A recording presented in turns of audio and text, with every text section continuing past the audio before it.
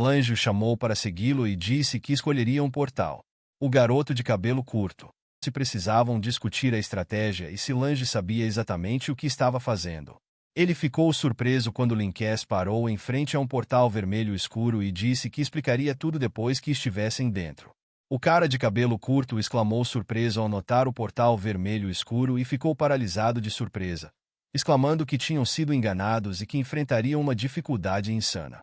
A caixa de diálogo dizia: sua equipe aceitou o local Floresta Sombria, dificuldade insana, sem registros prévios. A missão será ativada em 3 segundos, prepare-se. Os caras, ainda petrificados de surpresa, disseram que foram enganados e que desafiarão uma complexidade absurda.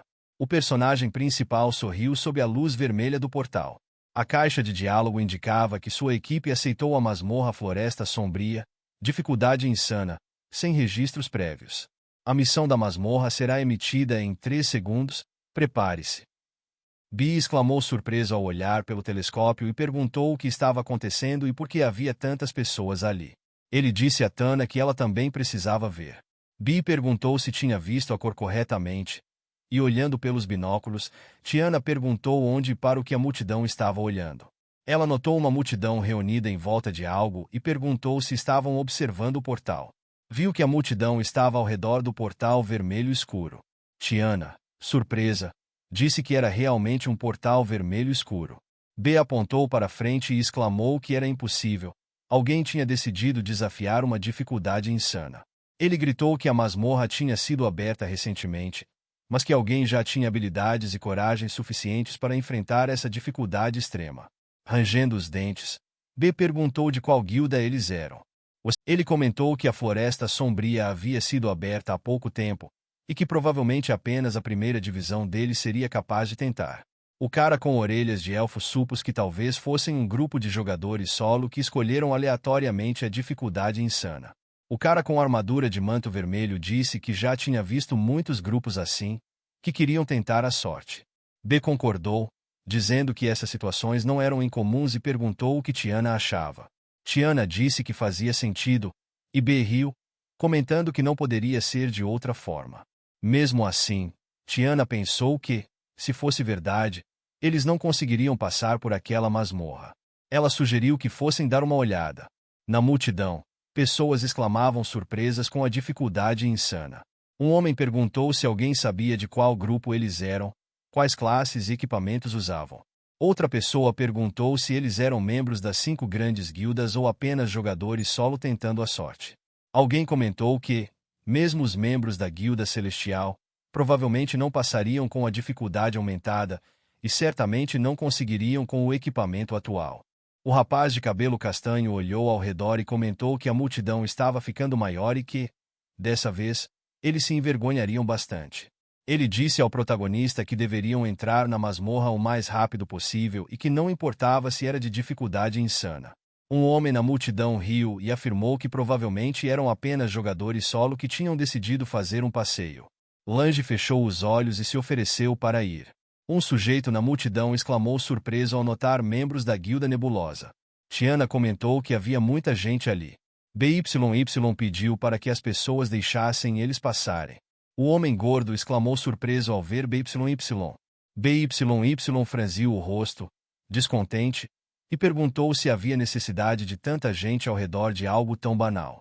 Tiana levantou as sobrancelhas de forma desconfortável e disse que teriam que se espremer para passar. Mi pensou que jogadores solo eram irritantes, pois agora ele teria que passar no meio daquela multidão. O homem gordo, sorrindo, disse que não havia necessidade de se apertarem, já que o grupo já tinha entrado na masmorra, e que ele já tinha perguntado por aí e descoberto que o grupo era formado por jogadores solo. B comentou que, como ele havia dito, eram jogadores solo. O homem concordou e perguntou, com um sorriso desconcertado, como ousavam incomodar o capitão. Ele acrescentou que tinha se candidatado recentemente para entrar na guilda deles. B virou-se com desagrado e perguntou quem ele era, dizendo que, se ele quisesse se juntar à guilda, deveria seguir o procedimento correto. O homem sorriu, concordando de maneira constrangida, e pediu para B falar bem dele. B pensou, descontente, que aquele homem gordo só poderia sonhar em entrar na guilda deles. Ele sinalizou para que os outros seguissem em frente. O homem rangeu os dentes, pensando que B achava que podia menosprezar os outros só porque tinha um pouco de poder. O rapaz de pele escura e orelhas de elfo perguntou se era B. B virou-se, irritado, e perguntou quem era dessa vez. Acima da cabeça do elfo de pele escura, era possível ver que ele estava no nível 10, e ao lado dele, uma garota de nível 9. Ele comentou que as pessoas da Guilda Nebulosa sempre estavam com pressa para recrutar, mas nunca conseguiam aceitar ninguém. Um sujeito na multidão exclamou que era a Guilda Lobo Feroz, de terceiro rank. Outro exclamou que agora 3 das 5 principais guildas estavam ali. BYY rangeu os dentes de frustração. O rapaz de cabelo escuro perguntou se o Lobo Feroz estava mesmo em terceiro lugar e quais eram as posições da Nebulosa e Celestial. O rapaz de cabelos longos e loiros respondeu que a Celestial estava em quarto lugar, mas que a Nebulosa não deveria ser subestimada, já que tinha sido criada recentemente, e ele ouviu dizer que o líder deles era uma pessoa muito poderosa. Ele disse que a Guilda Lobo Feroz, de terceiro rank, só gostava de dificultar as coisas para a Nebulosa. O elfo de pele escura sorriu e comentou que ouviu dizer que pessoas da Celestial também tinham vindo, então eles receberam a ordem de se juntarem. Ele disse a BYY que não precisavam se preocupar, pois dessa vez não roubariam novatos deles. B rangeu os dentes e fechou os punhos com exasperação. Tiana colocou a mão em seu ombro e disse, sorrindo, para ele se acalmar, pois aquele não era um bom lugar para discutir. Ela sugeriu que não deixassem os outros os envergonharem. A garota de cabelos vermelhos apontou para Tiana e disse que se lembrava dela, que era uma maga da última guerra de guildas mensal. Tiana perguntou se ela realmente se lembrava dela, tocando o queixo. A garota sorriu maliciosamente e disse que lembrava, e que Tiana era uma mulher terrível, com péssimo gosto. Rindo, a garota comentou que gostaria de ter matado Tiana da última vez. Tiana respondeu que não se lembrava dela nem um pouco. A garota franziu a testa, irritada, e perguntou o que ela tinha acabado de dizer. Tiana, calmamente, virou-se e disse que era difícil lembrar de pessoas com um rosto tão comum. A garota apontou furiosa para Tiana, perguntando o que ela queria dizer com aquilo. Tana chamou B para seguirem em frente. Bai deu um sorriso malicioso, colocando as mãos atrás das costas. A garota gritou para Tiana repetir o que disse. Tiana se virou e acrescentou que nem todas as mulheres dependem de homens o tempo todo, como ela fazia. Sugeriu que todos deveriam trabalhar duro. A garota, rangendo os dentes de raiva, praguejou. O elfo de pele escura observou com fascínio. BYY disse, com um sorriso, que eles estavam indo embora. A garota, tremendo de raiva, estalou a língua e comentou que Tiana tinha uma língua afiada. O elfo sorriu e disse que isso não seria um problema. Ele comentou que a próxima guerra de guildas mensal ainda estava a uma semana de distância, e que eles se concentrariam em matá-la para que ela perdesse alguns níveis. A garota olhou para ele com um sorriso sombrio e disse que estava contando com ele.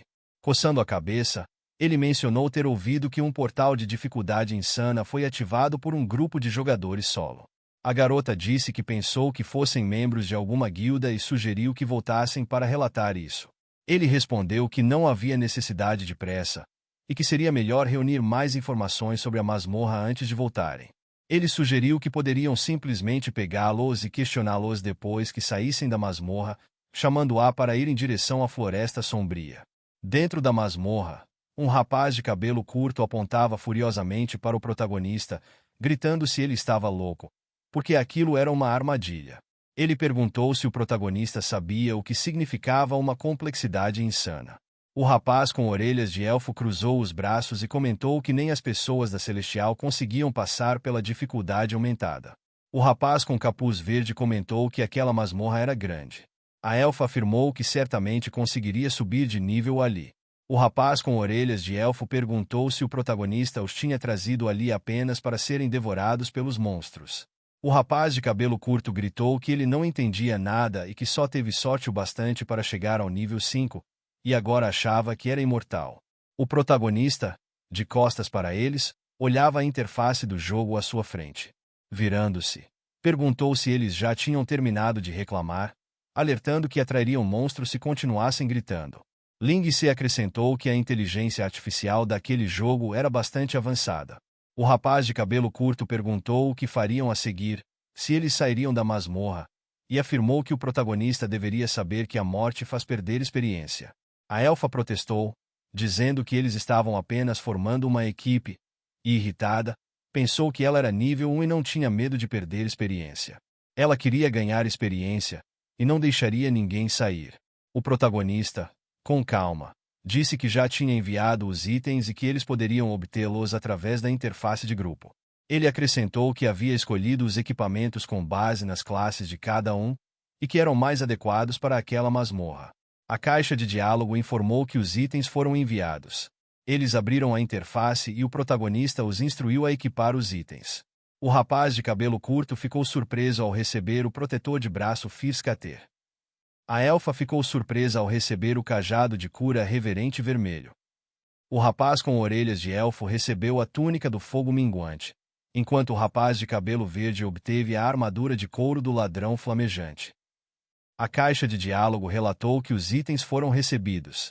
O rapaz com orelhas de elfo comentou que todos aqueles itens podiam ser usados no nível deles e que equipamentos com atributos elementares deveriam custar pelo menos 10 pratas no início do jogo. O rapaz de cabelo curto exclamou surpreso que todos os equipamentos tinham ataques de fogo. O rapaz de capuz pensou que não podia deixar de admirar o protagonista. A elfa, surpresa, perguntou de onde ele conseguiu tanto equipamento. Lange disse que, depois de matar tantos monstros, eles deviam pelo menos dropar algum equipamento, e comentou que os insetos são vulneráveis ao fogo. Agora, com o dano de fogo que eles receberiam dos equipamentos, isso os ajudaria a aumentar significativamente o dano. A elfa, com os olhos brilhando, exclamou que não podia esperar. Ela gritou para todos equiparem seus itens, e eles concordaram. A elfa olhou para o cajado de fogo com admiração, gritando o quão incrível ele parecia. Um rapaz de cabelo curto, observando o fogo em seu pulso, gritou sobre o poder do rei. O rapaz com orelhas de elfo olhava para o fogo em seu peito com um sorriso satisfeito, afirmando que, mesmo com todo aquele equipamento, ainda seria um desafio insano. O rapaz de cabelo curto gritou que ele estava ficando mais bonito. A elfa o chamou para se transformar. Lange, com uma expressão indiferente, disse para distribuírem coquetéis Molotov potentes. Na frente dele havia uma caixa cheia de coquetéis Molotov. O rapaz perguntou irritado se ele era algum tipo de comerciante. Ele respondeu que só podia carregar 60 garrafas e disse para cada um pegar 15, pois seriam úteis contra o chefe. O rapaz de cabelo curto perguntou surpreso se ele tinha um plano e o que fariam com os monstros ao longo do caminho. O protagonista respondeu que explicaria o que fazer no decorrer da jornada. Ele pensou que tinha colocado todos os seus pontos de atributo em destreza no início do jogo e, após alcançar o nível 5, distribuiu os pontos de forma mais equilibrada, o que o permitiu usar aquele conjunto de equipamentos de nível 5. Ele clicou no botão de confirmação na caixa de diálogo e refletiu que tinha preparado especialmente aquele conjunto de equipamentos para a Floresta Sombria, gastando uma fortuna. Cercado pelas luzes, ele sorriu. Estava usando uma armadura envolta em chamas. O rapaz de capuz verde exclamou surpreso e perguntou se o equipamento mais caro da loja de Lee era o conjunto de fogo para um ladrão de nível 5. O protagonista estava ali, usando roupas envoltas em fogo, e o rapaz exclamou que era o conjunto de fogo estelar. Lange disse que, para passar por uma masmorra neste jogo, eles precisavam aprender algo primeiro. Ele explicou que cada masmorra tem suas próprias características. O rapaz de capuz observava com uma expressão séria. O rapaz com orelhas de elfo sorriu, a garota elfa sorriu confiante e o rapaz de cabelo curto franziu o senho, pensativo. O protagonista sorriu e disse que, onde há características, há fraquezas, e encontrando essas fraquezas, eles poderiam vencer. Ele disse que é por isso que a suposta dificuldade insana não era completamente impossível de superar. Eles seguiram em frente. A elfa ergueu seu cajado, piscou e os encorajou a avançar. Lance levantou a mão e incentivou-os a serem os primeiros a passar pela dificuldade insana. Através da observação, as pessoas descobriram que a raça de insetos em Eavenlan tem um senso de perigo muito aguçado, então, quando percebem perigo, escolhem se esconder ou fugir. Estas são palavras do terceiro volume da Observação dos Insetos de Eavenlan. Raios de luz atravessavam a folhagem das árvores em uma floresta cheia de vagalumes. Um monstro comum da floresta sombria é o Jagetside mantis. A elfa chamou a atenção de todos para olharem. Uma Jagetside mantis, que parecia uma bela garota de cabelo branco curto, saiu dos arbustos.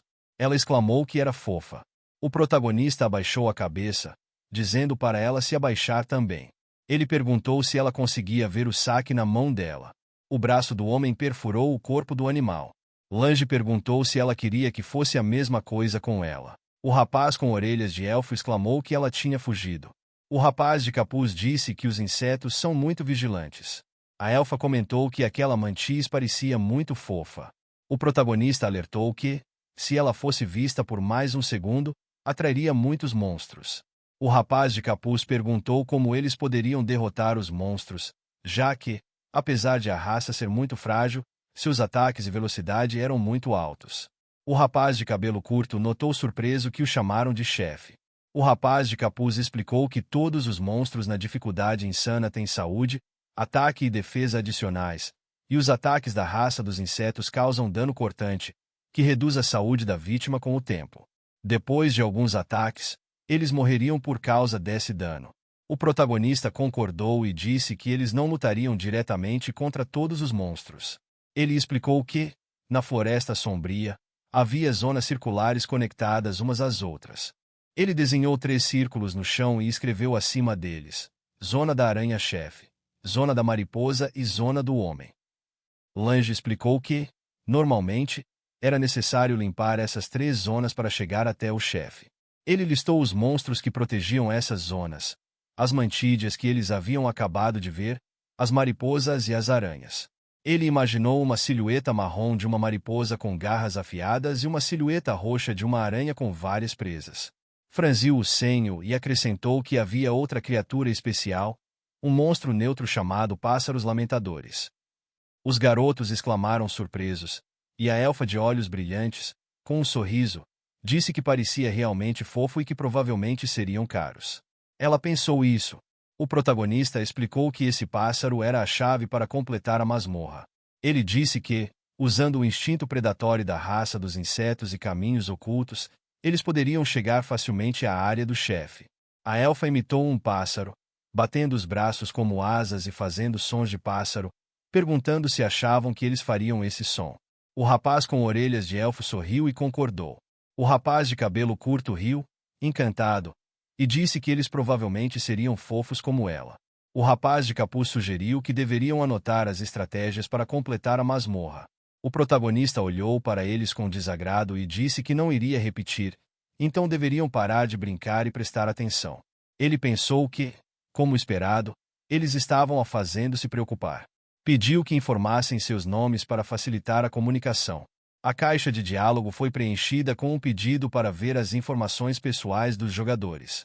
O rapaz de capuz riu sem jeito e disse que seu apelido era Invencível J. Drama Ram, mas que poderiam chamá-lo de J. Ram. O rapaz de cabelo curto disse indiferente que era fã de séries de TV japonesas. Acima do rapaz com orelhas de elfo apareceu o nome Perfura Ossos, sem solidão, sem tristeza. E ele, com um sorriso satisfeito, disse que deveriam chamá-lo assim. O protagonista achou o nome vergonhoso e nada convencional, então decidiu chamá-lo de anticonvencional. Irritado, o rapaz gritou que ele não era anticonvencional.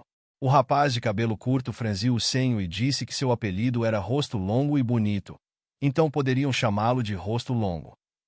A elfa piscou e sorriu, dizendo que poderiam chamá-la de Zol, e acrescentou que gostava de dinheiro e de homens fortes. Os garotos, tentando ser charmosos, perguntaram se ela estava falando deles. O protagonista o chamou para prosseguir e encontrar o pássaro lamentador. Notando um pássaro amarelo com grandes olhos, a elfa pediu para esperarem e perguntou se aquele era o pássaro lamentador. O protagonista estava sentado em um galho de árvore, segurando o pássaro, que gritava, pela pata. Os filhotes no ninho próximo também gritavam. A elfa apontou com raiva para o pássaro. Anticonvencional disse que o nome não combinava com ela. Lange, colocando o braço em volta do pássaro, que piava embaraçado, disse para ele não ter medo e que lhe daria bons insetos. A elfa perguntou por que estavam alimentando o pássaro. A caixa de diálogo informou que o pássaro estava feliz. O protagonista sorriu e explicou que, Ao alimentá-lo com os insetos encontrados no caminho para mostrar boa vontade, eles receberiam um item. A caixa de diálogos parabenizou por obterem o item oculto Flauta do Lamento. O item foi descrito como um presente do pássaro lamentador em honra à amizade. A flauta podia emitir um som agradável, mas para alguns insetos era um sinal de perigo.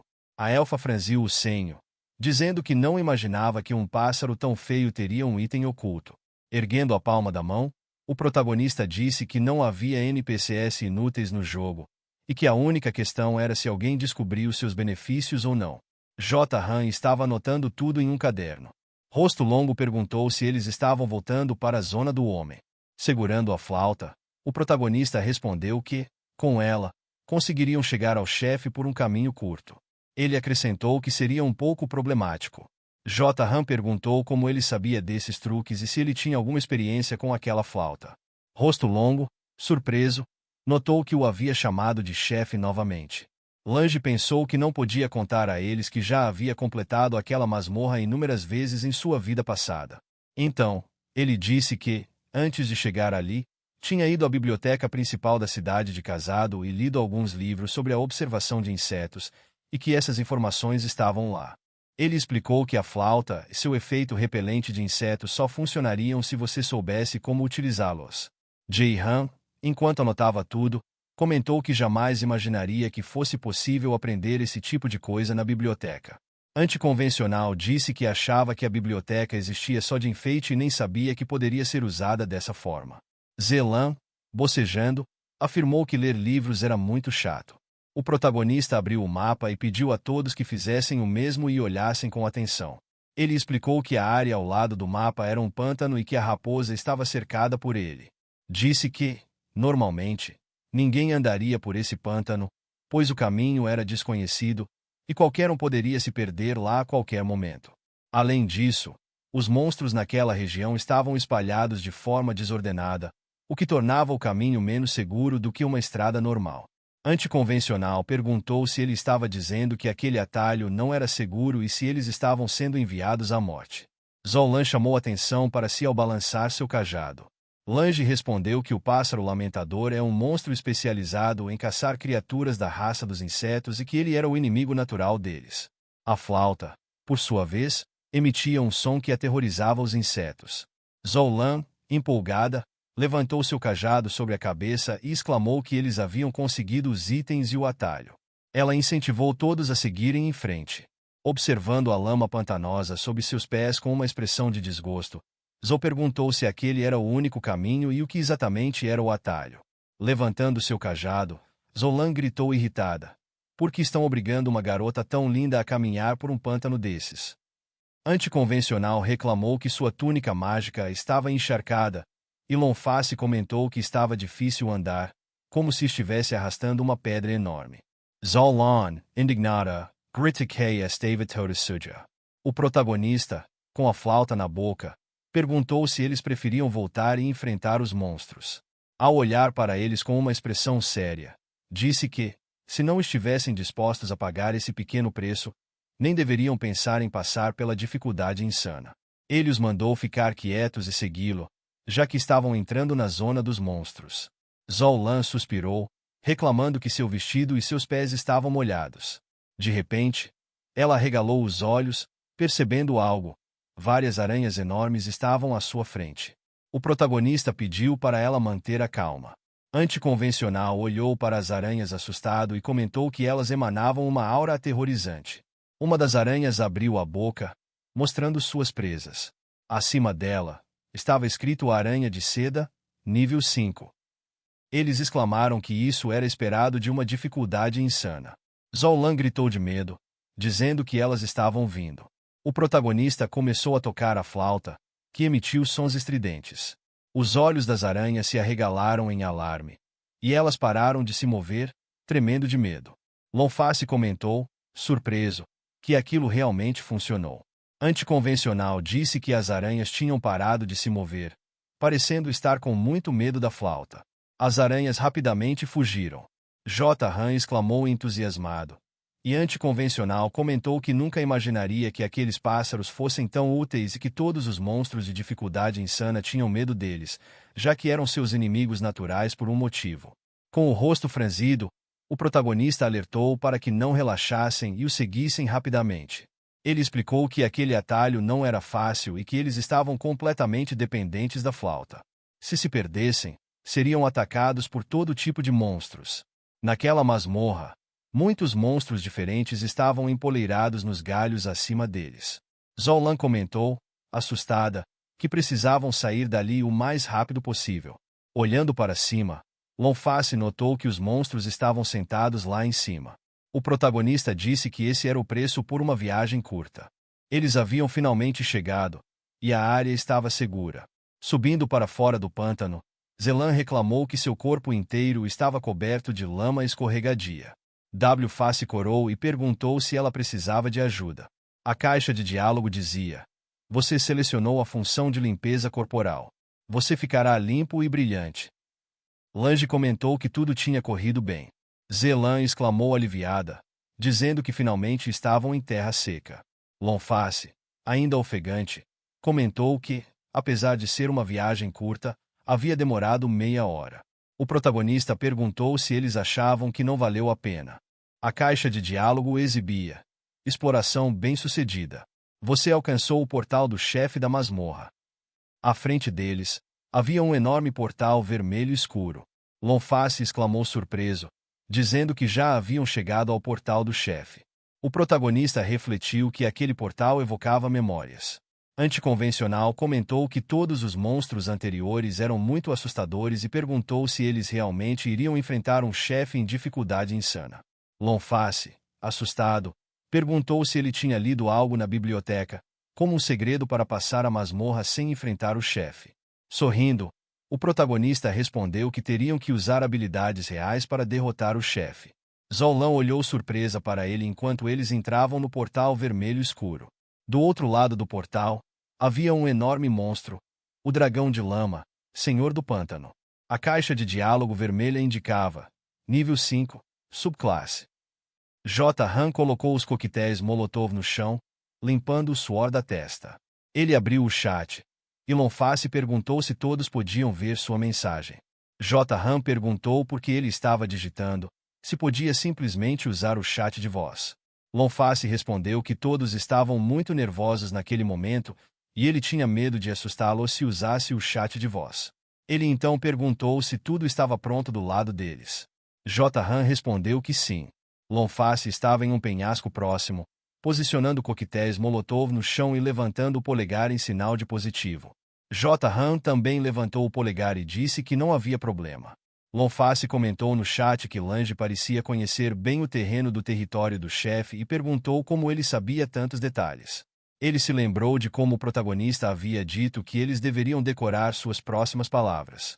Parado em frente ao chefe adormecido, o protagonista disse que, com o nível e o equipamento atuais, eles seriam capazes de derrotar o chefe diretamente.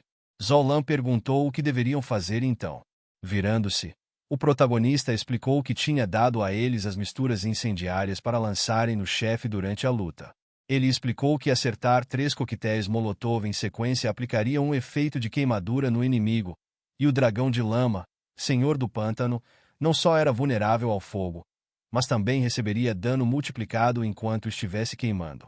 Lonface franziu a testa e perguntou de onde eles jogariam os coquetéis, pois, se aproximassem demais, o chefe os mataria com ataques de cauda.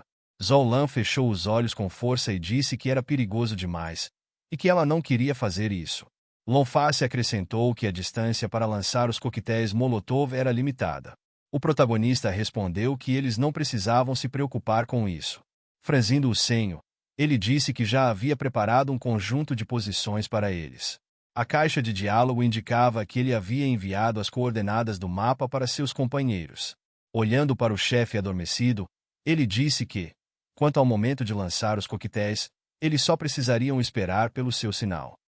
Han, pensativo, comentou que o chefe deles provavelmente tinha vários amigos que já haviam passado pelas dificuldades mais baixas da Floresta Negra, e por isso ele sabia todas essas informações.